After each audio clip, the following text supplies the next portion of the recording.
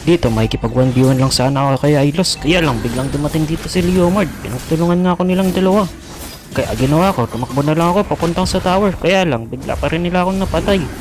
Tapos bigla pa silang nag-emote na dalawa.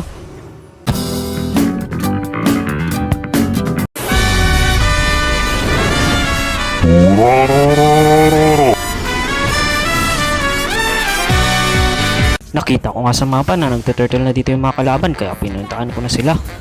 Tara dito mga kasama. Ay, napatay na Angela yung core namin. Wala nang magre-re sa amin, ang hilig nila mag-emote dito. Puro emote yung mga kalaban, ayoko ng mga nag-e-emote. Tara mga kasama, kulang din sila ng isa. Kaya lang din umabot dito yung core namin, nakuha na nga ng kalaban yung turtle.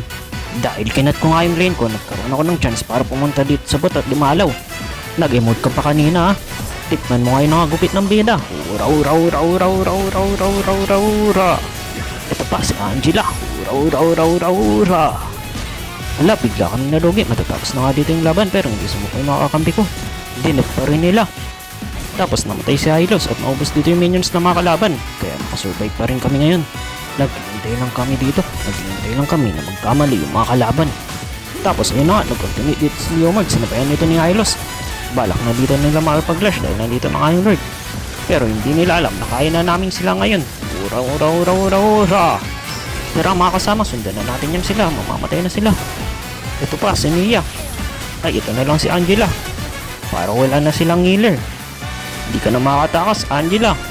Ura ura ura ura ura ura ura ura ura ura ura ura ura.